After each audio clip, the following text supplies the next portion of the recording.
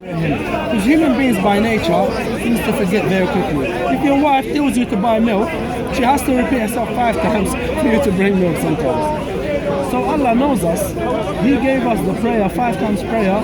So whenever we sin or we lose our faith or we change, how human beings are, we listen to our conscience and to our little devil in our head, Allah remind us in the prayer that we always have to turn to God. We always have to be God's conscious. We always have to remember Allah. So that practically give us God's, not fear, but God's awareness.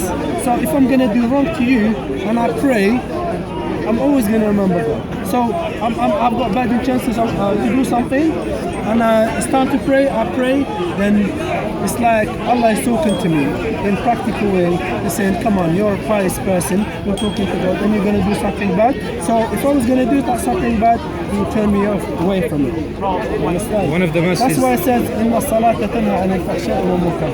The prayer protects you from doing badness and evilness, which is true. I see it in my own life.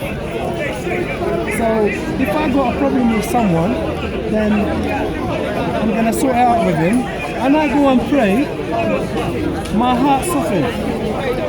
So rather than doing something bad, I'm God's conscious now. So I turn to understand. As well. There's one thing, brother, which I want to say. Abolition, getting evil. Yeah. We are all of us here. How do we keep evil? Because now everyone has gone and everyone has God, Allah knows all the circumstances. You know why? Allah says if you cannot find water to make wudu, all you have to do is look for something pure, like dust. The earth. Yeah, like dust or a stone. Not even a man-made stone. It has to be a pure stone, and you have to anoint your, rub your hands with. You start with in the name of Allah, and then you wipe, and this is the way of purification as well. No, so with that it's just for tayammum. So you would have, if that's when there's no water accessible. So obviously many times when the people in the time of Muhammad, peace be upon him, they were traveling, for example, if they couldn't find water because they're going through barren land, through a desert and wasteland, they would do this with intention, start in the name of Allah, as Brother Ibrahim said, touch something from dirt, from earth, wipe the hands. Dirt means earth. Yeah, they've changed the meaning. And then, so Bismillah, the hands and the face, and this is their purification with Allah. Before you were saying about the Salah and the 5 prayers. Just so you can go to your point. Yeah, go for it. And the wudu is not just for cleanness. Wudu prepares you.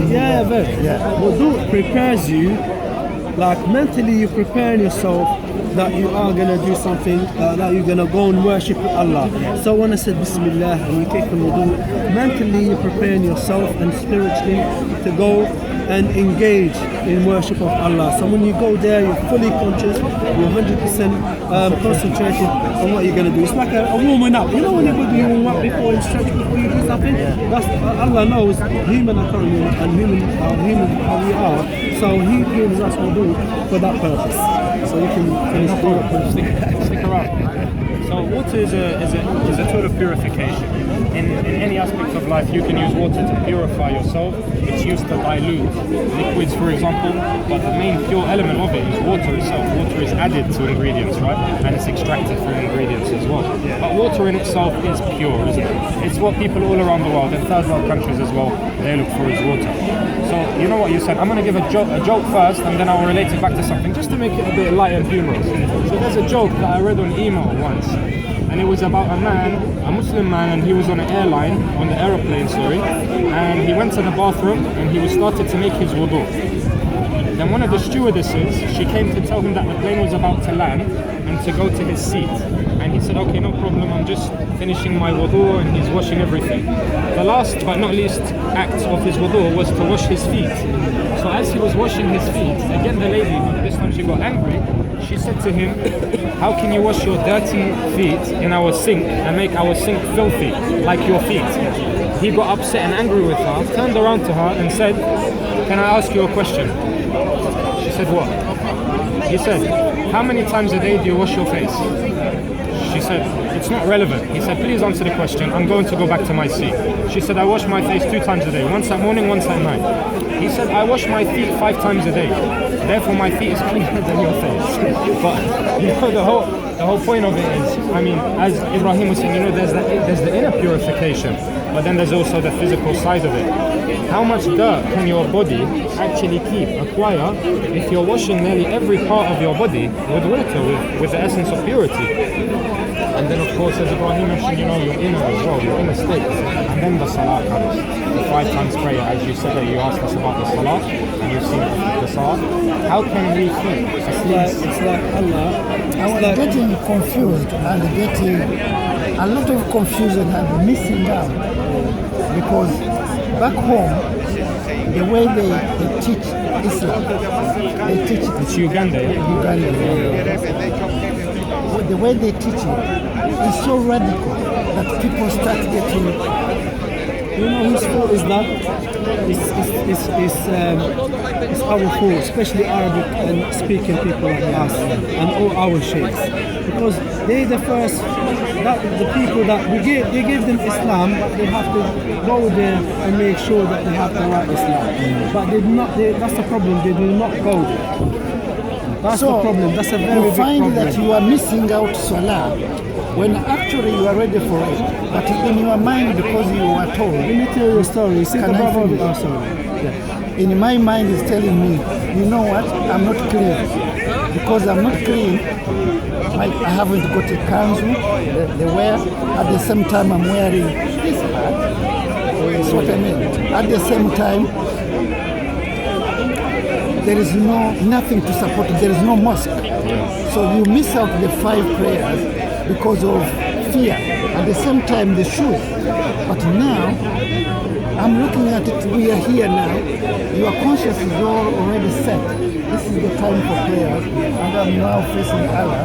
You are turning your back there. You are ready.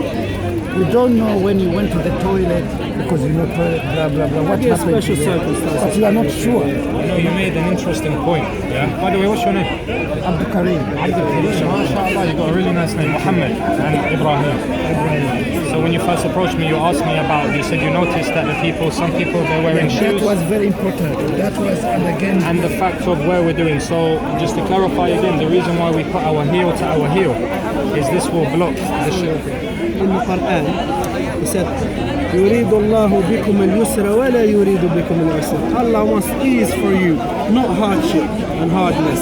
So Allah understands circumstances. This is the special circumstances. There is no water around. So in these kind of circumstances, you can make tayammum is called.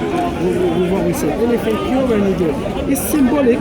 You're not going to be purified with water, but it's for special circumstances. You don't pray the 5 prayers like this all the time. So, and people that want to make Islam hard, you know, for no point, and Allah and the Prophet made it easy. Even for instance, you know, if you're traveling, you don't need to pay like for instance, Asr, what we just prayed now.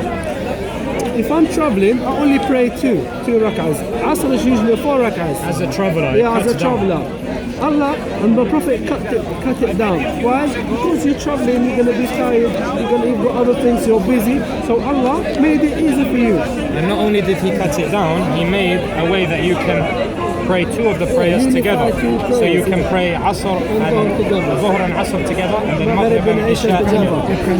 Only in the time of traveling. Only in the time of traveling. So Now, these let's say for instance, if you're a resident here and you go back to Uganda, then as long as you stay there, you can do this. You can pray 2 rak'ahs. if you have intentions of coming back, then as Ibrahim saying, you he's pray resident here. you pray a traveler's prayer. If you have intentions of staying there as a resident, as like Ibrahim said, then you would adopt and observe the normal how would you prayer. call those salah? How would you call that reciting to put them together? How would you What do do you it? mean? Unifying the prayers. Oh, so you would pray the 2. You do it Unifying. You pray in 2 rak'ah, and then you finish your salah by Assalamu alaikum wa barakatuh, Assalamu alaikum wa rahmatullah. Yeah. Then you go up to the next salah of the 2 rak'ah, but you've done it in congregation, so you've made the 2. So just going on the point that you were saying before, some people take off their shoes, some don't. In the time of Muhammad sallallahu alaihi wasallam, they used to wear their shoes or sandals, should I say, in their masajid. The reason for this is because, as Brother Ibrahim said before, you know, you use earth or dirt, you use earth to make tayammum, to purify yourself. That's more or less what they found on the bottom of their sandals or shoes at the time, because they were in desert, they were in a dry land. In the UK, we're in a wet place. You know, we look up, we see not only blue sky, we see a lot of grey as well. So some brothers will keep their shoes on and take it off. It is a misconception, it is a misunderstanding. Yes. Some people won't understand it. I mean, I myself didn't understand it, because all of the masajid in London, you find that everyone must take their shoes off. But the reason for this is because we live in a wet place, you know, and you have everything, dogs around and everything all together. You're gathering the dirt on But the this shoes. sujud, someone to put in a bag. I was told that Your forehead needs to be, has to and the touch the ground. tip of your nose is on the ground. Someone is putting on a bag and is not going to the ground. No, it doesn't have to be a ground. He was saying, you know, when he was saying that he saw some people putting their jacket down with their bag, and that's their fine. head was hitting that. It doesn't, yeah, but that's their own As long as choice. it's hitting the surface. As long as you're hitting the ground, it doesn't matter. That's why we put the sajada. You know the sajada? Not in the Prayer mat. the prayer mat. That's what we put it. There was no prayer mat. No, but He he's was on the saying, grass Yeah. and he put his bag. no, he's saying We the don't same have concept. alternatives here, so you can use whatever you want. Yeah? But if I was at home, I would use a prayer Of course, mat. of Do course. you understand what I At home mean? is different. Yeah, so Allah made the religion easy for us because we're gonna face a lot of circumstances on our daily routine, which might require us compromising. Islam is there to promote. Allowable compromising. Islam is there to promote, as Brother Ibrahim said, ease, peace, simplicity in our life. If you want to call someone to Islam, but you're calling them to something that they find hard work in it, they find hardship in it, they're not going to be inclined to come towards it.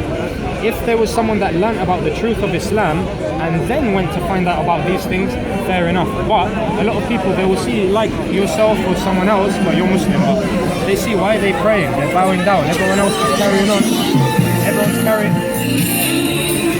Everyone's carrying on with their day, roller skating and doing whatever they're doing in the park, but the Muslims are bowing down to who? To their God, who they speak about from Dhuhr to Maghrib here. You know, we have, as you said, we go through 3 prayers here, Dhuhr, Asr, Maghrib, and we observe the Salah. Allah subhanahu wa ta'ala gave us 24 hours in the day. That's the mercy that Allah gave us. So for us just to give him a few minutes back every day in prostration to our Lord, is it too much for him to ask for us? In order from At least us? for our own benefit. The prayer, Allah is not going to gain nothing from the prayer, from our prayers. It's for us. For us, it's like we're training to control our emotions, our desires. You understand? Every day, 5 times a day, or even more. You can do other nawafil if you want. It's not obligatory, but you can do them. Some people pray the whole night. Sunnah. Like doing it. Yeah, So not the compulsory prayers, then you've got the voluntary prayers as well. And you will get so much. Like for example, one of the things that the voluntary prayers bring, and this is what Muhammad peace be upon him taught us, is that it brings rizq to pray the Qiyam al-Layl, the night prayers. It brings rizq. What's the word in what's the word? Wealth. Provision. Provisions from God. Yeah, that's more general. Yeah, provisions from God. If you pray the Qiyam al-Layl. But Muhammad sallallahu alaihi wasallam said, the covenant that is between the believers, the Muslims, and the non-believers, the kuffar, is the salah. And whoever abandons the salah has disbelieved. So, for us, I mean, we can, for example, put down on an application form that we are Muslim, and, you know, we class ourselves as Muslim because our parents were Muslim, or they said they were Muslim, and we came from Muslim by name. Muslim by name, but the parameters that Allah gave us is that. And if we leave that, then we are not Muslim. When you recited the Salah, I am a Muslim. I've not been from that religion for so long. I was converted.